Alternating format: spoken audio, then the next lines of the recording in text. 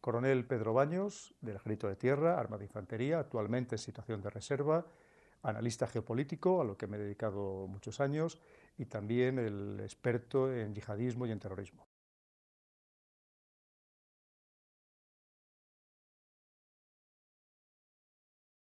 Hay que tener en cuenta que todos los conflictos son poliédricos, es decir, tienen múltiples caras, múltiples aristas, además unas más amplias que otras y aristas unas más puntiagudas que otras, y que en todos los conflictos tienen una serie de elementos, de características, pero en este caso concreto, en Siria, se reúnen todos ellos. Es decir, estamos hablando de que por un lado hay una guerra civil, una guerra intestina dentro del propio Estado sirio. Por otro lado hay también una guerra sectaria, absolutamente sectaria. Por otro lado estamos hablando de un conflicto también religioso, pero muy importante, también hay dentro de ese gran espectro que es Siria, hay también un enfrentamiento geopolítico y regional y también uno geopolítico mundial, donde grandes actores, como es el caso de Rusia y de Estados Unidos, también están enfrentándose de una manera más o menos indirecta.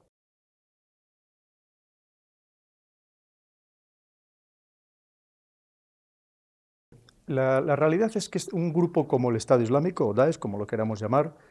Hay que pensar que en realidad es el Estado Islámico, aunque hay quien insista en llamarle Daesh de una manera despectiva y para menospreciarles y para humillarles, pero ellos, como se han creado, es como Estado Islámico, y de hecho están funcionando como un auténtico Estado, y en algunos casos de manera más eficaz que otros Estados fallidos que hay en el mundo. Y hay que pensar que si un grupo de esta naturaleza nunca crece, se desarrolla y se expansiona como lo ha hecho el Estado Islámico, si no cuenta con dos características básicas. Una es el apoyo externo, y evidentemente lo ha tenido, y por otro lado es el sustrato poblacional, es decir, que hay una población que le dé refugio, que le dé amparo y que además incluso que necesite de su presencia por otra serie de circunstancias. Lo que hay que encuadrar todo el Estado Islámico en qué momento y por qué surge. Cuando surge es con esas revueltas que se habían producido en el marco de las revueltas árabes o de esa primavera árabe que también se llamó en otra serie de países, como había sido Túnez, Egipto o Libia. Eso se traslada también, también en Bahrein o incluso en Irak, se traslada a Siria. Hay una contestación interna, intestina, por parte de una parte importante de la población, que era precisamente la mayoría suní, que hasta ese momento había sido marginada de la sociedad, había sido postergada, había sido incluso en algunos casos perseguida y masacrada, y recordemos la masacre de Homs del año 1982, donde se calcula que pudieron morir 40.000 sunís. Es cierto que había sido instigada por los hermanos musulmanes, a los cuales se les expulsa del país en aquel momento, por parte de entonces el padre del actual al-Assad, el Hafez al-Assad. Entonces quiere decir que estaban enfrentados ya esos sunís, ese mundo suní, con una minoría que es aproximadamente un 15% de los alawís, que son chiitas, una rama de los chiitas, y ahí ya vemos una entrada, un enfrentamiento religioso que va a tener su significado por lo que vamos a explicar a continuación.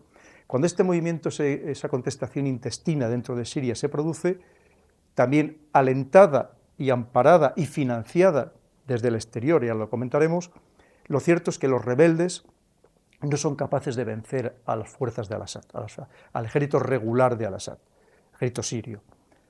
Y entonces a alguien se le ocurre la idea de implantar allí el Estado Islámico. Entonces el Estado Islámico en Irak y Levante, hasta que finalmente el 29 de junio del 2014 al-Baghdadi, el líder del Estado Islámico, constituye el califato, pero a alguien se le ocurre, evidentemente, que esa es la fuerza necesaria que pueda hacer frente con garantías de éxito al ejército sirio de Al-Assad. Esa es la realidad, es decir, cualquiera lo puede vestir de muchísimas maneras, pero no hay otra fórmula. Es cierto que esto proviene de Irak, pero proviene de Irak, de los combatientes que desde el año 2003, con la invasión de Estados Unidos de Irak y la pésima gestión del posconflicto que se hace, genera este tipo de combatientes. Además, pues muchos con la experiencia que venían ya de Afganistán o de Chechenia o de otros lugares del mundo, pero lo cierto es que alguien les lleva a Siria, además a una parte muy concreta que es el norte de Alepo, que es donde de verdad nace, frontera con Turquía. Hay quien alega que esa es la zona más permeable de la frontera turca, eso se podía haber sellado perfectamente. Lo mismo que sella por parte de Turquía el resto de la frontera, donde es frontera con los kurdos, es decir, que es la mayoría de la frontera de esos 822 kilómetros, esa sí la sella perfectamente, para que no reciban ayudas del exterior, y en cambio ahí sí que la vienen a recibir de todo tipo, desde combatientes, Lo han dicho, no lo digo yo, lo han dicho todos nuestros líderes europeos, que todos los combatientes salían desde Europa, se desplazaban a Turquía y desde ahí entraban a Siria. Evidentemente era a través de esa frontera. Y por otro lado, como digo, se empieza a expansionar, y expansionar a través sobre todo a caballo del río Éufrates, y desde ahí es cuando penetra en Irak, que podemos luego abundar sobre ello. Con lo cual ya vemos que efectivamente se crea, se le arma, se le apoya y sobre todo no se le combate. Hay una realidad que al Estado Islámico se le deja hacer, se le deja expandirse, se diga lo que se diga. A pesar de una coalición que posteriormente se crea, liderada por Estados Unidos, al Estado Islámico se le permite llegar a la situación actual, no a la situación actual que ahora está perdiendo terreno, cuando se ha querido, sí que se le ha atacado con más firmeza y se ha empezado a perder terreno, pero en aquel momento se le permite. Sobre todo hay que tener en cuenta que es que estamos hablando de un escenario que es absolutamente perfecto para combatir este tipo de milicias, que no es un ejército, es una milicia. No podemos considerar un ejército cuando no tiene ni siquiera ningún medio aéreo, ni siquiera un helicóptero, cuando no tiene artillería pesada, cuando no tiene misiles de largo alcance, ni siquiera de corto alcance, cuando no tiene una defensa antiaérea potente, que también es fundamental para hacer frente pues, eso, a lo que estamos hablando, a esa coalición aérea, porque hasta ahora no ha sido terrestre, ha sido aérea, que le hacía frente, o decían que le hacían frente, y en un escenario, como digo, absolutamente llano, quizá de los más llanos del mundo, y hay que tener en cuenta que los ejércitos siempre se han refugiado, sobre todo en la orografía. Cuando digo la orografía, principalmente en las montañas, pero también puede ser en la selva o en la jungla, y allí no es el caso. Es decir, hoy en día con los medios aéreos, con los satélites, con los aviones de reconocimiento, con los drones, se les puede seguir milímetro a milímetro absolutamente toda su actuación. Esa es la realidad. Y más sabiendo cómo se financiaban a través de esos pozos de petróleo, que hubiera sido fácil el desprenderles de ellos, por así decirlo. Es decir, que es cierto que hay un apoyo que se produce desde el exterior, o por lo menos, cuando menos un laissez-faire, es decir, dejarles hacer hasta ver qué pasa. Porque ahí está claro que había un objetivo muy claro, que era desde el primer momento derrocar al Assad, deponer al Assad. ¿Por qué deponer al Assad? ¿Por qué se había convertido al Assad en uno de los grandes enemigos? Hay que tener en cuenta que desde hacía ya muchos años, estamos hablando de la época de Bush, el presidente de Estados Unidos, hay una serie de países que se consideran los países rebeldes, actualmente ahora se les llama países irresponsables, los países rebeldes, a los que parecía que había que batir. Y efectivamente, y de hecho toda la lista que había de países se está consiguiendo. Recordemos que en esa lista de países estaba Irak, estaba Sudán, y ya se le desgajó Sudán del Sur, estaba Libia, y luego otros que estaban en el camino era Siria. Entonces, aprovechando el marco de esas revueltas árabes, lo cierto es que alguien decide, es el momento de apoyar a esos rebeldes para ver si finalmente deponemos al régimen de Al-Assad. Los siguientes de la lista, recordemos, eran Irán y Corea del Norte. Corea del Norte, pues ya sabemos todos la situación en la que estamos. Irán veremos a ver en qué termina esta historia que ahora mismo tiene abierta con Arabia Saudí, el que nos puede afectar muy gravemente a todos. Bien, esa es la situación. Entonces, podemos pensar, ¿por qué había tanto interés en deponer a Al-Assad? Primero, por ese componente de enfrentamiento al imperio. Hemos de pensar qué significaba Al-Assad. Al-Assad era el líder de un partido Ba'ath, un partido socialista, anticapitalista, antiimperialista, nacionalista árabe. Y todo ese conjunto que acabo de decir de palabras impresionaba mucho, tanto por un lado a los que evidentemente no son ni socialistas ni anticapitalistas, y por otro lado también a todas las monarquías del Golfo, porque estamos hablando de socialistas, estamos hablando de que, claro, decir a unas monarquías feudales de que se puede implantar un régimen donde haya mayores libertades, o donde se puedan repartir los medios al pueblo de otra manera, evidentemente eso impone muchísimo temor. Es decir, ya tenemos un marco, para luego poder seguir hablando, un marco perfectamente establecido del por qué se quería derrocar al Assad y por qué se crea el Estado Islámico en ese momento concreto en Siria.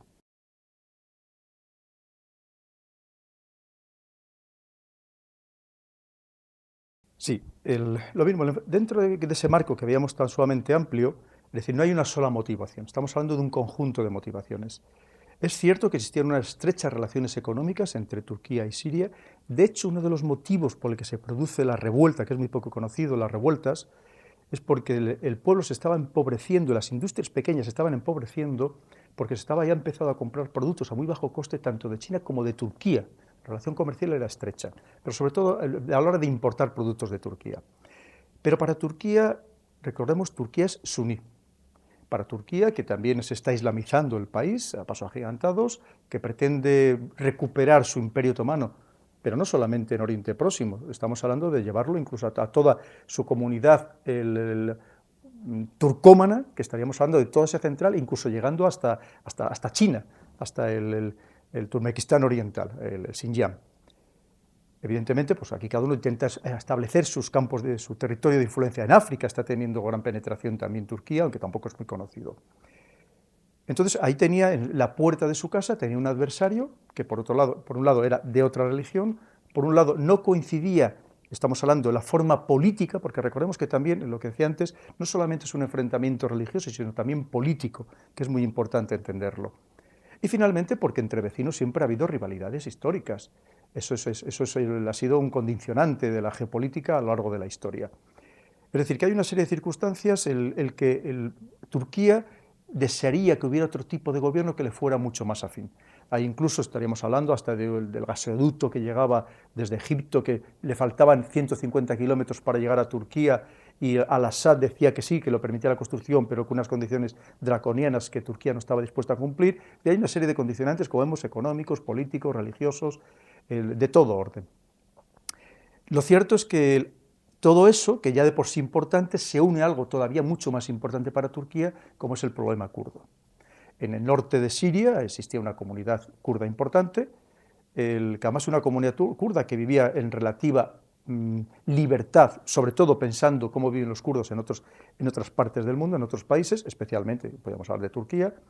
Entonces, Turquía siempre había pensado que Siria apoyaba, dentro de ese mundo, de esa visión socialista, apoyaba precisamente a facciones, no solamente la que voy a decir, la que más suena, no solamente a una de ellas, sino a otras más facciones de izquierda o de izquierda extrema que existían en el mundo kurdo, como podría ser el PKK, el Partido de los Trabajadores del Kurdistán. Entonces ahí ya vemos que eso todavía agravaba mucho más el enfrentamiento que tradicionalmente habían tenido. Con lo cual, Turquía es otro más de los interesados, y digo solamente otro más de los interesados en acabar con el régimen de Al-Assad y poner en su lugar pues, a alguien, a un suní, a una dirección suní, que es la mayoría de la población siria, lo recordamos una vez más, y probablemente le favorecería aún más los intercambios comerciales, su penetración cultural y su penetración en todos los órdenes, social, incluso dentro del escenario sirio, y con lo cual eso le beneficiaría enormemente.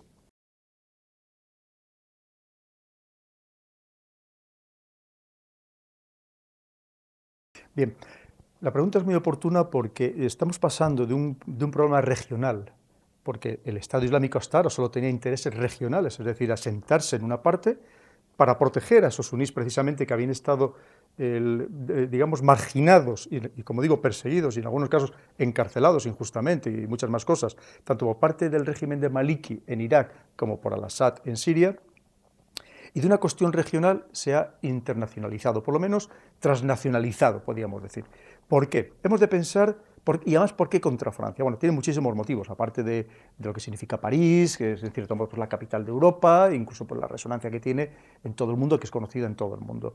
Pero además de eso, hay que tener en cuenta que en septiembre del año pasado, del 2015, Francia es cuando había decidido unilateralmente empezar a bombardear el Estado Islámico al margen de la coalición liderada por Estados Unidos, en la cual ya había participado en campaña aérea en Irak, pero no en Siria. Decide iniciar esa campaña y además de modo unilateral en Siria.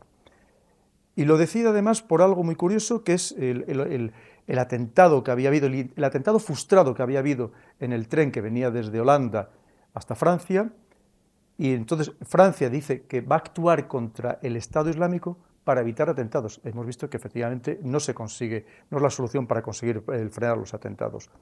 Bien, una vez que Francia empieza a actuar contra el Estado Islámico, y además empieza a actuar de la manera eficaz que no se había hecho hasta ese momento, es decir, empieza a bombardear los pozos de petróleo, su principal fuente de financiación, el Estado Islámico lo considera un enemigo, evidentemente. Y un enemigo, y actúa con los medios que tiene a su disposición. La guerra simétrica, no puede contra un poderoso, evidentemente, que tiene hasta un portaaviones de propulsión nuclear, que tiene más nucleares, que tiene submarinos con capacidad nuclear. Pues ¿cómo actúa? Pues a través de esa guerra simétrica y, entre otras cosas, con el terrorismo. Hay que pensar que dentro de Europa hay personas por una serie de motivos, pues es muy complejo, no solamente hay uno, que se radicalizan, se autorradicalizan y que están dispuestas, llegado al caso, a cometer un acto de terrorismo en lo que ellos creen es su causa, en la causa pues, de la defensa de la fe islámica, de su religión, que ellos consideran pues, que está siendo humillada, que está siendo perseguida y que los europeos, algunas potencias europeas, están masacrando a sus hermanos musulmanes en algunos escenarios del mundo. Entonces, esa gente, con personas que ya han estado europeas que han estado combatiendo con el Estado Islámico en el escenario en Irak y en Siria, el Estado Islámico, o los líderes del Estado Islámico, recordemos, personas muy capacitadas, que en algunos casos formadas en Europa, porque son los antiguos militares e integrantes de los servicios de inteligencia de Saddam Hussein, y como digo, recordemos que Saddam Hussein durante mucho tiempo fue aliado de Occidente, incluso Francia le llega a dar la Legión de Honor, en contra del que entonces era el gran enemigo, que era Irán, que eran los chiitas. Vemos como la historia ha cambiado completamente esas enemistades o esas amistades, o esas filias y esas fobias. Bien, pero en cualquier caso eran personas preparadas. Entonces, esas personas preparadas utilizan a gente, a europeos, les vuelven a mandar para Europa, activan a esas personas o que están dispuestas en algún caso a actuar de esa manera tan sumamente violenta, las activan y se produce el atentado. ¿Qué siguen con ello? Evidentemente, lo primero, dar a conocer su causa, recaudar más fondos, captar más combatientes, porque esto tiene tal espectacularidad mundial, que tal resonancia mediática, que evidentemente eso también hay gente que se siente atraída por ese escenario, por esa aventura, encima les pagan, en fin, por todas esas circunstancias, y sobre todo un objetivo muy concreto, que es que les dejen de atacar. Es decir, que la propia población francesa diga, bueno, pues ya hasta aquí hemos llegado, mira, pues si el motivo es que le estamos atacando, dejarles de atacar, que es el objetivo que se persiguen siempre, es decir, romper las sociedades, romper sobre todo la determinación de esas sociedades de seguir atacándoles, obligando a los decisores políticos a adoptar decisiones que a ellos les favorezcan, evidentemente, y para eso lo producen.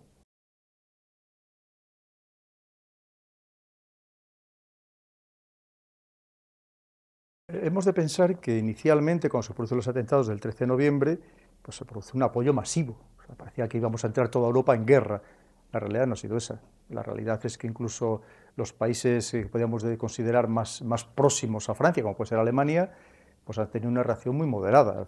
Alemania lo que ha mandado es apoyo al combate, pero no combate. Es decir, pues aviones de reconocimiento, un buque que va a dar protección al portaaviones, al Charles de Gaulle, de propulsión nuclear, pero eso está en alta mar, evidentemente ahí no le va a atacar el Estado Islámico. Es decir, la reacción ha sido muy prudente por parte de todo el mundo, porque todo el mundo, o sea, todos los países saben la implicación que tiene el actuar de un modo mucho más enérgico y mucho más decidido en ese escenario. Yo creo que hay que actuar sobre todo con mucha reflexión, con mucha cabeza, sin precipitarse, por lo menos lo que he dicho desde el primer día, aquí pues, en todos los países pues parecía que íbamos a mandar a todas nuestras fuerzas y íbamos a arrasar aquello. Porque precisamente es lo que buscarían ellos. El terrorista siempre lo que busca es la sobrereacción, es decir, una reacción desmedida que le perjudique al que está reaccionando de esa manera y en cambio les beneficie, porque en cierto modo les va a dar la razón, les va a dar mayor fuerza a su causa y, como digo, lo que va a hacer es todavía motivar a más gente a unirse a ellos. Hemos de pensar que hasta ahora la realidad es que ese llamamiento que han hecho a la yihad global no les ha funcionado. Es decir, que haya 20.000 combatientes extranjeros, pongamos en el peor de los casos, estamos hablando de 1.600 millones de musulmanes. Es decir, no ha funcionado, pero como no le funcionó en Bosnia a los musulmanes, como no le funcionó a los otomanos en la Primera Guerra Mundial y como nunca ha funcionado. Es decir, pero si en cambio si hubiera esa reacción y sobre todo con fuerzas terrestres, una vez más en los lugares que ellos consideran sagrados, sus lugares ancestrales, probablemente hubiera una reacción mucho más masiva por parte de ese mundo musulmán. Y lo que tenemos que evitar es caer precisamente en esas trampas.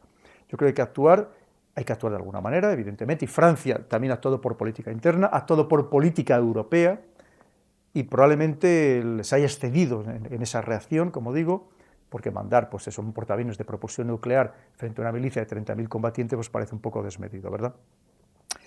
Sobre todo lo que hay que pensar una vez más es el por qué se genera ese Estado Islámico, lo que estábamos comentando, y el conjunto de circunstancias que lo rodea.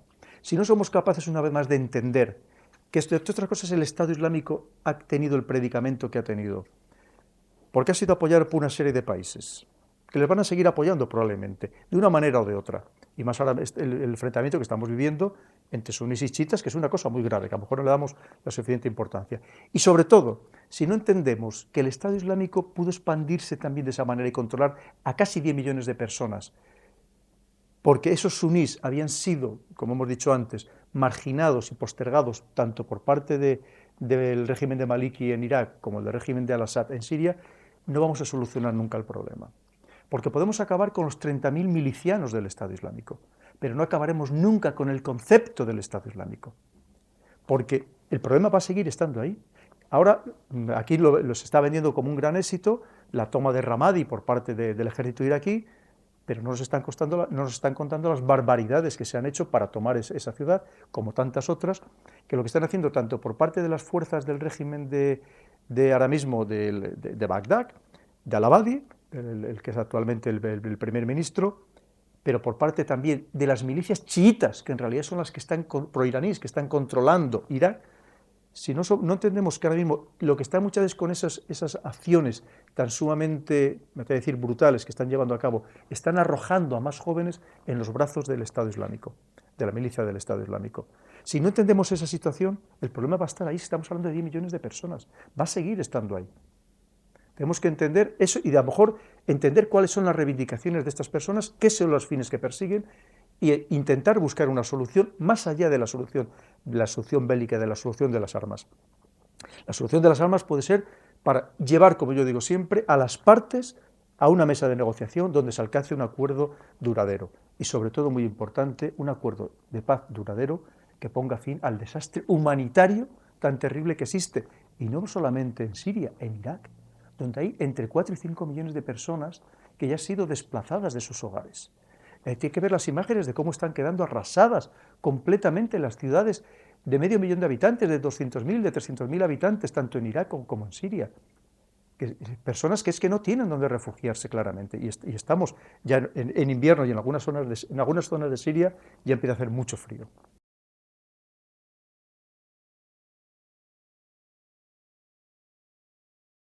Lo primero que hemos de tener en cuenta es que Estados Unidos ahora mismo la política está totalmente enfrentada, mucho más de lo que parecería propio. Es decir, por un lado hay un presidente demócrata, pero hemos de pensar que el Congreso está dominado por los republicanos. Entonces es que en el Congreso ni siquiera, no es que no se haya aprobado ninguna resolución favorable a actuar en este escenario, sino es que no se ha llegado ni a debatir.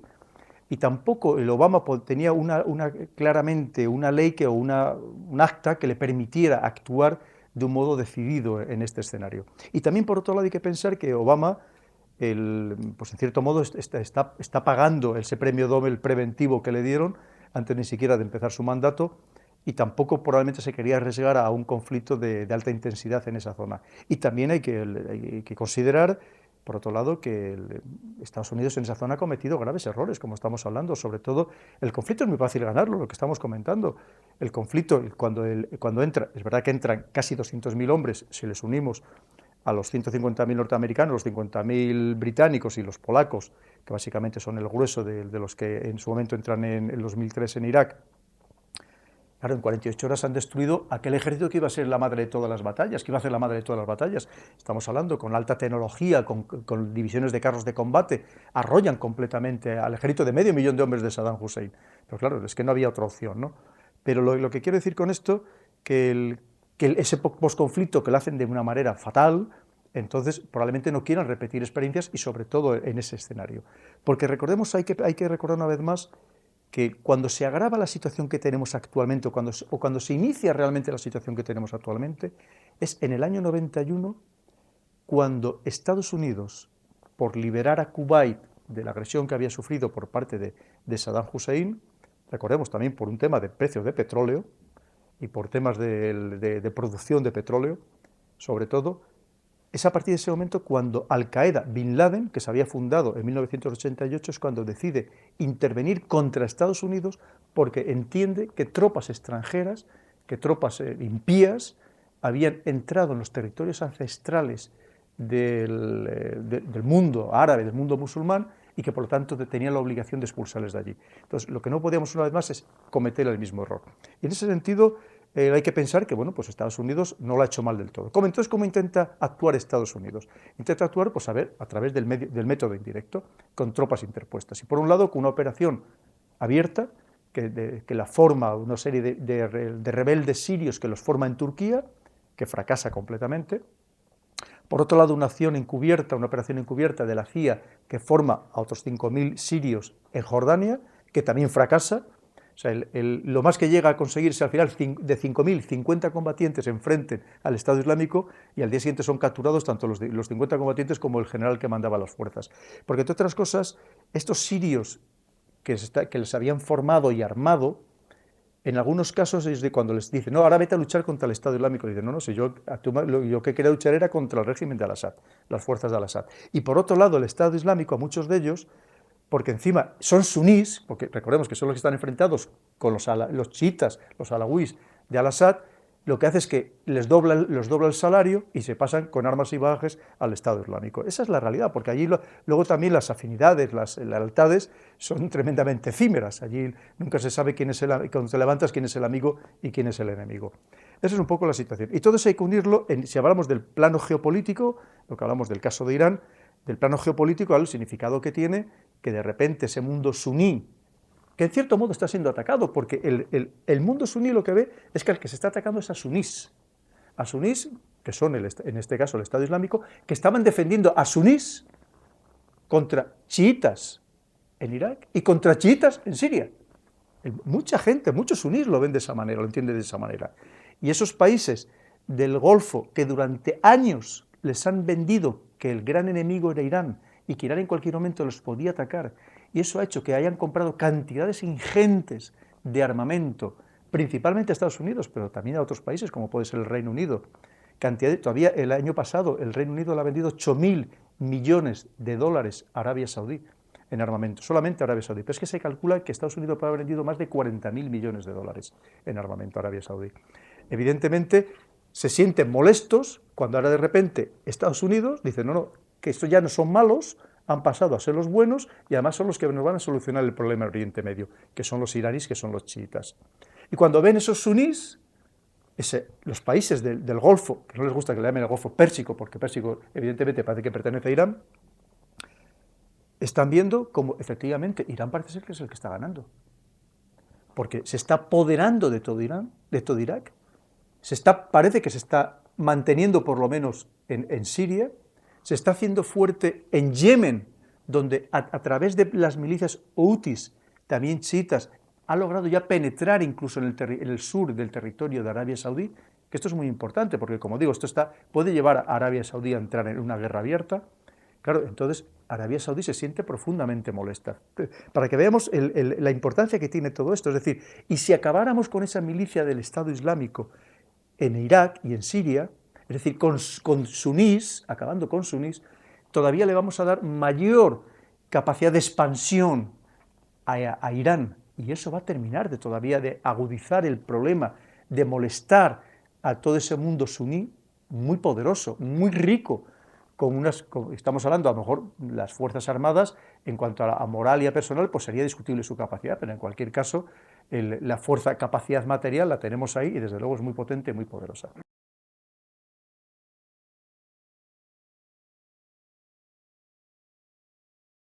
Hay que pensar que para Israel, lo mismo, el régimen de Al-Assad siempre ha sido un gran adversario, por varios motivos. Lo primero, porque era el refugio donde donde se han suministrado, se ha abastecido Hezbollah chiita, Hezbollah libanés, que es uno de los grandes adversarios que la tiene declarado y jurado contra el Estado de Israel.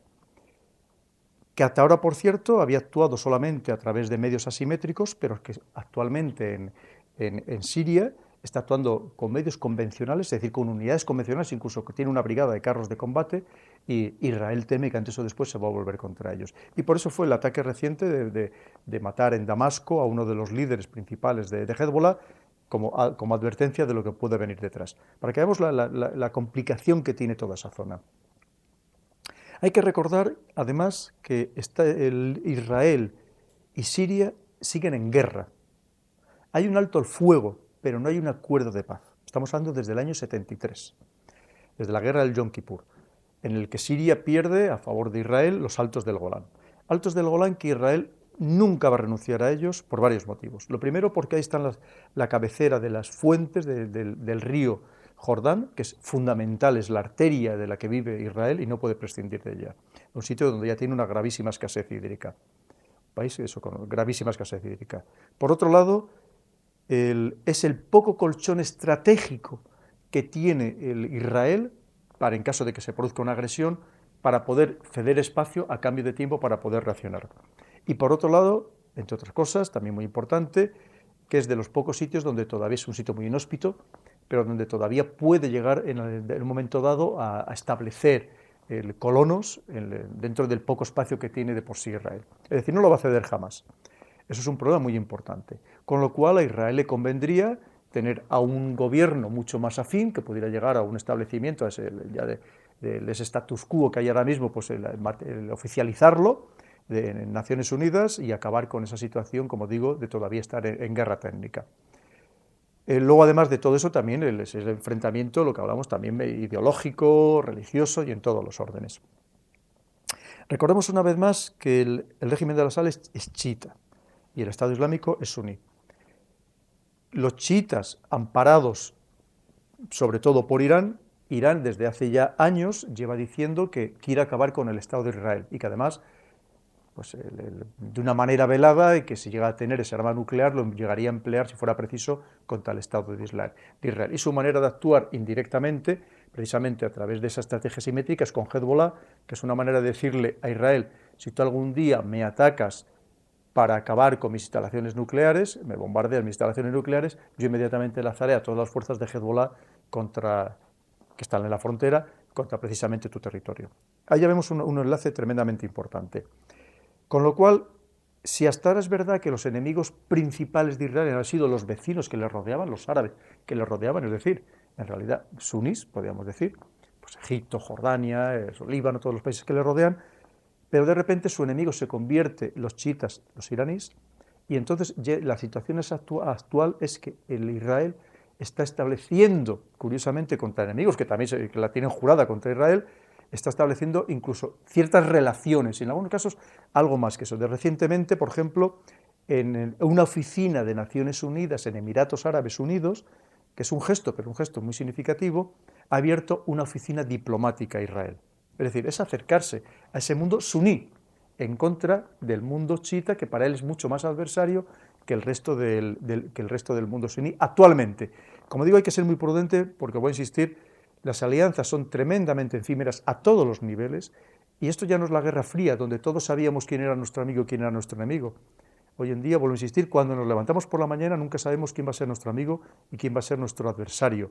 Y lo estamos viendo, que lo mismo Rusia salía con Francia para combatir al Estado Islámico, pero 15 días antes eran enemigos casi irreconciliables por la cuestión de Ucrania. Esa es la realidad. Entonces, como vemos, para Israel el tema es muy importante de todo lo que está sucediendo en ese escenario. Ha preferido mantener un perfil discreto, y el Estado Islámico, como no se ha metido tampoco con Israel, pues Israel no se ha metido con ellos no se han metido con Israel, entre otras cosas porque, a poco inteligentes que sean, y hemos hablado de que tontos no son en absoluto, serán fanáticos pero tontos no son en absoluto, sabe que el que se mete con el Estado de Israel las consecuencias las paga de manera inmediata y de la manera más violenta posible. Y Israel, si es necesario disparar un proyectil nuclear táctico, de los que, desde el punto de vista de la legalidad internacional, los tiene ilegítimamente, porque no pertenece al Tratado de No Proliferación Nuclear, lo que es cierto es que lo llegaría a emplear sin ningún remordimiento, porque Israel y todos los ciudadanos de Israel tienen muy claro cuál es la situación tan delicada que tiene su supervivencia, y en aras de esa supervivencia son capaces y están dispuestos a emplear cualquier tipo de medios.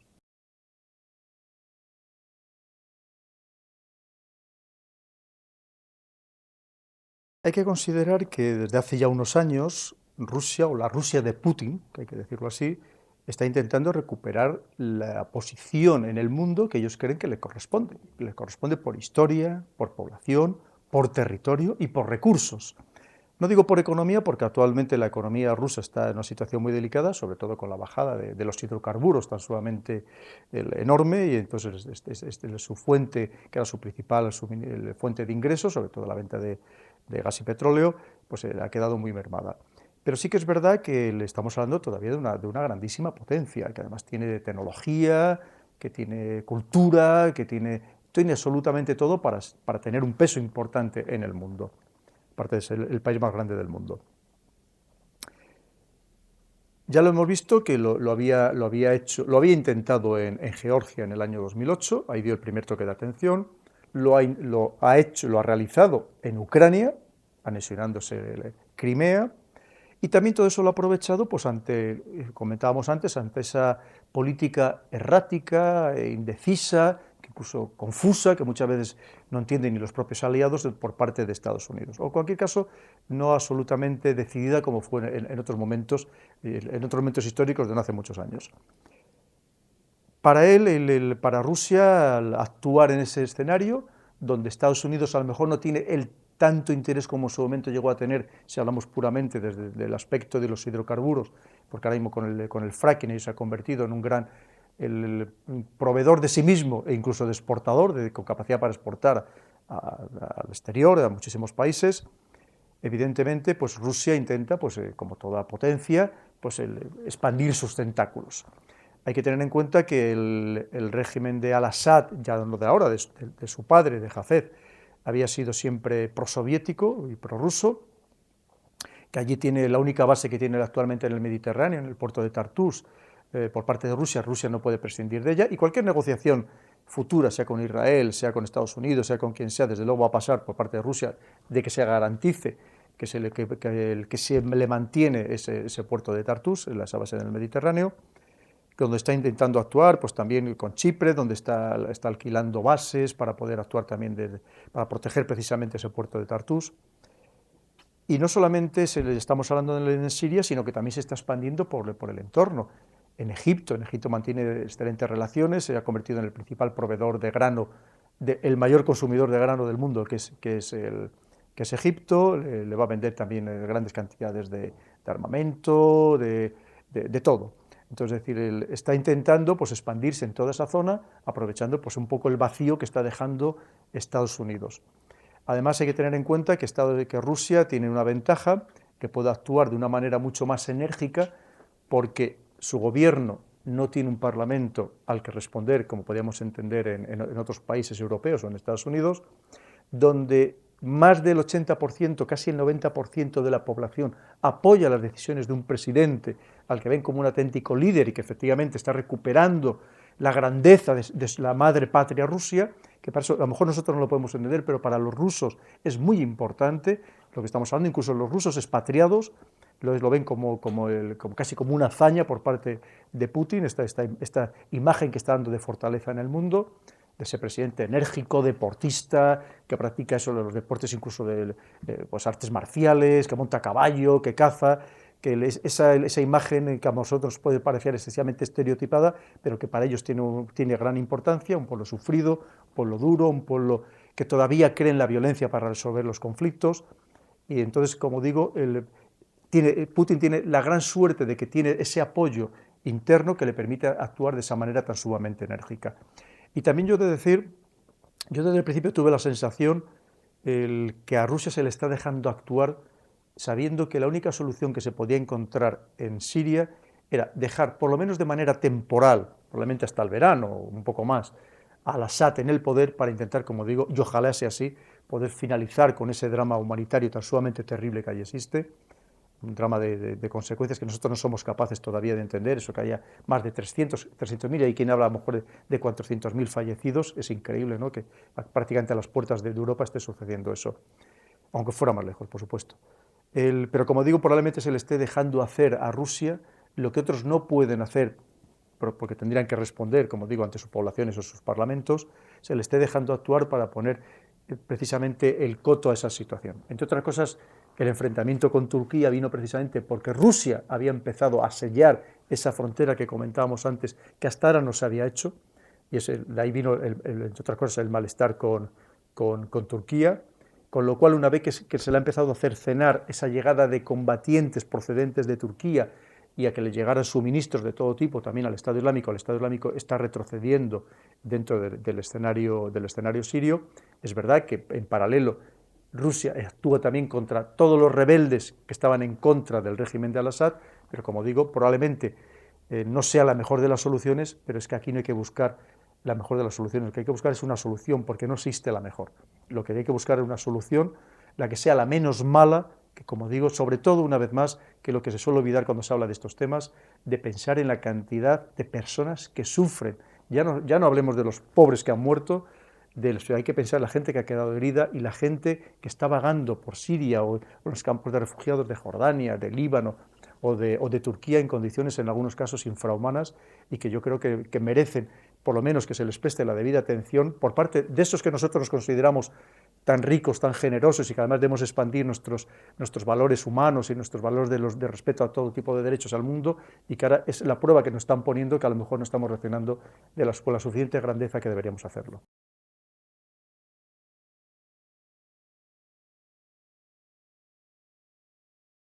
Como decía antes, yo creo que es el momento de demostrar que todo eso que hemos predicado, no solamente internamente, sino también hacia el exterior, es el momento de demostrar que efectivamente somos capaces de cumplirlo nosotros mismos. Es más, uno de los objetivos del terrorismo siempre es tratar de destruir las sociedades que les atacan. Y destruir las sociedades significa que ellos mismos vulneren sus principios y sus valores. Lo que no tenemos es que precisamente llegar a hacerlo. Es decir, si nosotros ahora hemos sido los que nos hemos creído los grandes garantes en el mundo de los derechos humanos, de los principios democráticos, de esa democracia que tratábamos de exportar, incluso muchas veces a sangre y fuego, allí donde no se reunían ni siquiera las condiciones mínimas imprescindibles para que prenda una auténtica democracia, yo creo que es el momento de reaccionar con grandeza. De otra manera, yo creo que no vamos a poder seguir siendo la misma Europa que éramos hasta ahora, sobre todo a los ojos del mundo. Pensemos una vez más, el último dato que existe de población es que probablemente ya estemos próximos a los casi 7.400 millones de personas en el mundo, y nosotros somos apenas 520 millones de europeos. O sea, la imagen que estamos dando actualmente no es la mejor de todas ellas, en todos los aspectos, tanto a la hora de reaccionar a este conflicto, a la hora de cómo se está reaccionando frente al terrorismo, a los últimos atentados y sobre todo a este gran drama que son los refugiados. Personas que no hacen más que lo que haríamos cualquiera de nosotros si estuvieran en las mismas circunstancias. Además, muchas veces se olvida que los refugiados que están viniendo de Siria no son todos musulmanes, también hay muchos cristianos. Porque Siria, que era laica, era el lugar de toda esa zona, de esa parte del mundo, donde había mayor libertad religiosa. Países musulmanes donde está prohibido por ley practicar cualquier otra religión que no sea la musulmana, e incluso en tu propio domicilio. Y en cambio en Siria se permitían y vivían en relativa buena armonía todas las religiones, y por eso allí había cristianos, había drusos, había, por supuesto, además de los kurdos, estaban todas las religiones, precisamente, y no en otros países del entorno. Quiere decir con esto que, como digo, que no son todos musulmanes lo que viene. Evidentemente, si solamente en Alemania ha recogido a lo largo del año 2015, estamos hablando de 1.200.000 personas, obviamente entre 1.200.000 personas, como pasaría si fueran de cualquier otro país europeo, pues habrá gente perturbados mentales, habrá delincuentes, habrá gente insensible, habrá gente con ninguna empatía, pero yo sigo pensando que la inmensa mayoría de las personas que han venido, que además no son los más pobres ni los más tontos de Siria, porque los más pobres y los más tontos no han tenido ni la capacidad siquiera, el dinero suficiente para poderse pagar el viaje, o no tienen ni siquiera la formación que ellos creen la mínima para poder venir aquí con ciertas garantías de éxito, de poder tener un futuro para ellos y para sus hijos. Yo creo sobre todo que habrá gente que venga radicalizada, cómo no, pero yo creo que sobre todo se van a radicalizar si nosotros los europeos no somos capaces de reaccionar adecuadamente a este movimiento migratorio que ha sido obligado, recordemos, que ha sido obligado por las circunstancias que había que es cierto que en paralelo, aprovechando esta situación, pues habrá venido gente de Etiopía, de Eritrea, que está viviendo también un drama tremendo, vendrá gente que por cierto en Etiopía la inmensa mayoría, que muchas veces también se equivocan, son cristianos, prácticamente el 90%, vendrán también pues, personas de afganos, vendrán de otras nacionalidades. Pero como digo, yo creo que es el momento, además, de pensar si hasta ahora hemos actuado bien con los emigrantes en general, con esas personas procedentes de otros países y de otras culturas y de otras religiones. No digo civilizaciones, que no me gusta esa palabra, porque muchas veces para esas personas se les ha mantenido aisladas de la sociedad a base de subvenciones. Eso hay que replantearse esa situación. Muchas veces el simplemente subvencionar a personas, pero manteniéndolas en guetos, eso es lo que produce que esa persona, a pesar, como digo, de estar mantenida económicamente por el Estado, termine odiando al Estado que no le permite participar de esa sociedad. Yo creo en una palabra que se llama incorporación. A mí no me gusta ni decir ni integración, ni mucho menos asimilación. No hay por qué asimilar a nadie. Cada uno tiene derecho a mantener su propia manera de entender la vida. Por supuesto, los límites tienen que estar muy claros, que es el respeto de la ley, por supuestísimo, para todo el mundo igual, que también muchas veces se les pretendía dar favores especiales al margen de esa ley, es decir, un tratamiento muchas veces de cierto favoritismo, pero como digo, siempre y cuando se mantuvieran en sus propios guetos.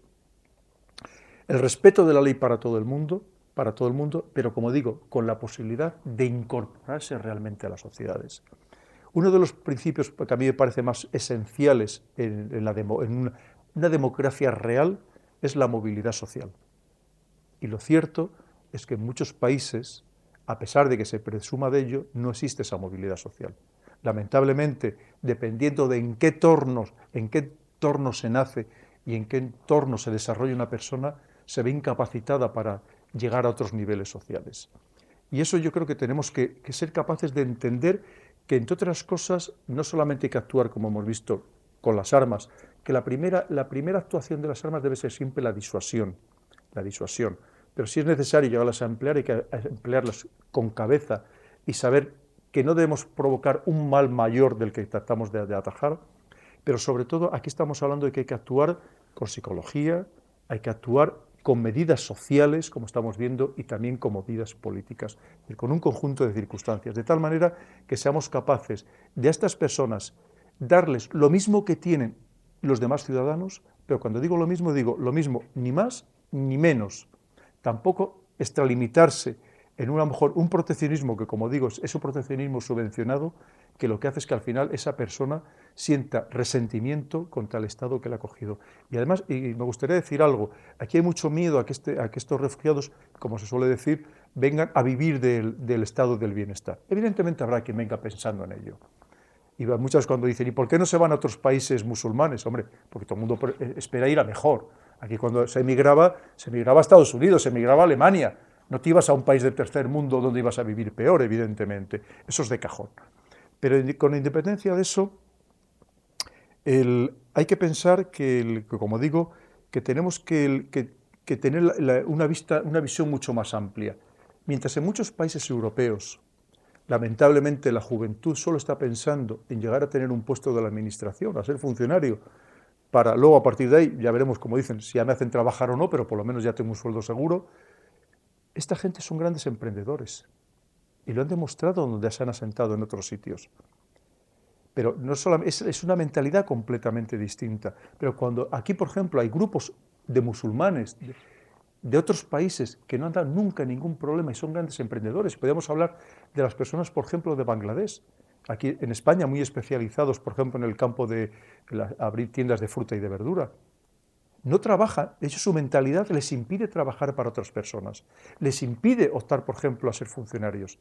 Ellos lo que quieren es ser emprendedores y ganar dinero para sí mismos y para sus familias. Y esta es la mentalidad con la que puede venir esta gente. Y la mentalidad que no tenemos que matar, porque a lo mejor pueden dinamizar las sociedades, una vez más, si somos capaces de actuar con inteligencia. Evidentemente, pues siempre se va a tratar de instrumentalizar, lamentablemente, desde el punto de vista político, y puede ser que eso nos cause un perjuicio precisamente porque estemos polarizando las sociedades, pero yo creo que entre todos tenemos que tener, como digo, la suficiente inteligencia para no caer en esas trampas y, al contrario, ser capaces de darle la vuelta completamente a la situación, esa tan negativa que tienen, la visión tan negativa que tienen algunas personas, y por el contrario, como digo, aprender de los errores de algunos países que ya los han cometido, aprender esas lecciones y ser capaces de incorporar a esta gente de verdad, de una manera activa y de una manera abierta y de una manera absolutamente democrática en nuestras sociedades europeas.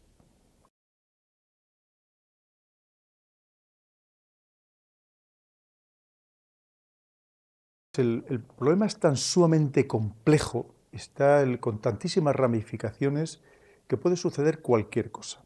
Y desde luego nada bueno. Hemos de pensar en ese enfrentamiento que ha habido entre Turquía y Rusia, es el ejemplo perfecto de lo que puede llegar a suceder en todo ese entorno, con muy fácilmente. Hemos de pensar que muchas veces pensamos que se va a la guerra por causas mucho más profundas. Hay veces que una chispa de esta naturaleza puede desencadenar una situación mucho más delicada todavía, si cabe.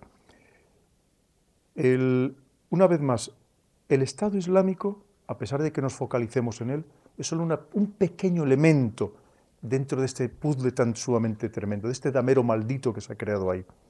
Como vemos, aun llegando a acabar, como decíamos, con esas milicias del Estado Islámico, no vamos a acabar con la situación en su conjunto que allí existe.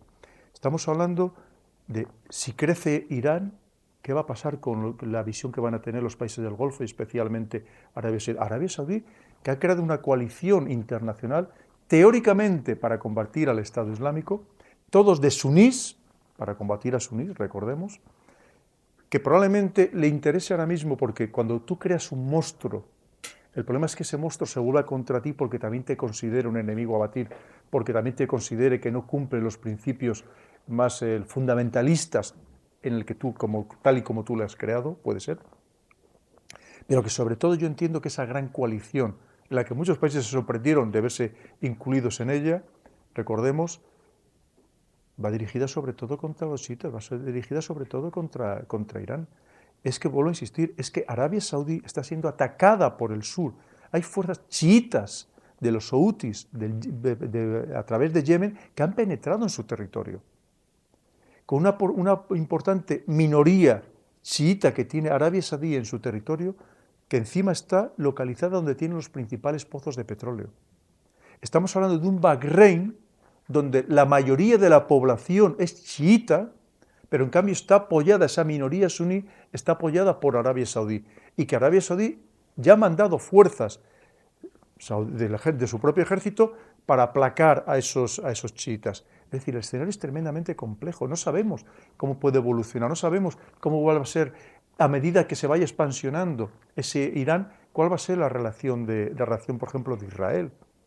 Imaginémonos que efectivamente se queda al-Assad en el poder, una vez más, el pro-iraní, pro-Hezbollah, se queda en el poder en Siria, y que todo Irán, quitando la zona del norte de los kurdos, se queda en poder de Irán. Y Yemen se queda en poder de Irán. ¿Cómo va a reaccionar Arabia Saudí? Nadie lo sabe. O sea, es decir, imaginémonos que mañana empiezan a bombardearse unos a otros y empiezan a quemarse los pozos de petróleo. Y este petróleo, que está casi a $20 el barril, se vuelve a disparar a 150. Es que el precio del barril es absolutamente artificial y es manipulado constantemente. En el año 2008, en agosto del 2008, cuando entra Rusia en Georgia, con el asunto de Osetia del Sur, el petróleo estaba a 147,56, casi a $150 el barril. Todos los analistas, y lo podemos ver en las hemerotecas, decían que para antes de que acabara el año 2008 estaría a más de $200 el barril. Al día siguiente de entrar Rusia, bajó a 50, llegó a estar a 37, luego se estabilizó a 50. Quiere decir que el precio del petróleo es, como estamos hablando, absolutamente artificial. Lo mismo puede estar a 20 que al día siguiente puede estar otra vez a 120 o a 150. Probablemente ya no llegaría nunca a estar a tanto, porque a partir de $65 el barril, Estados Unidos lo empezaría a vender a través del fracking. Que Estados Unidos gana en cualquier caso. Ahora lo está comprando muy barato, lo está comprando a Canadá, a Arabia Saudí, principalmente a esos dos países, a precio de saldo, y si mañana las cosas se tuercen y empieza a subir, lo empezarán a vender ellos también. Pero quiere decir que ¿en qué puede desembocar esta situación? ¿A dónde puede ¿Hasta dónde puede llegar a degenerarse? Es muy difícil predecirlo, pero desde luego hay que ser tremendamente prudente. Y vuelvo a repetir, sobre todo soluciones diplomáticas, que recordemos que lo que falló en la Primera Guerra Mundial y lo que llevó a la muerte a decenas de millones de personas en situaciones absolutamente dramáticas fue la diplomacia, dicho por todos, posteriormente, por todos los que gestionaron ese conflicto, que se gestionó fatal. Y es lo que las lecciones que tenemos que aprender, no volver a caer en los mismos errores que los hombres lamentablemente somos muy dados a tropezar una y otra vez en la misma piedra.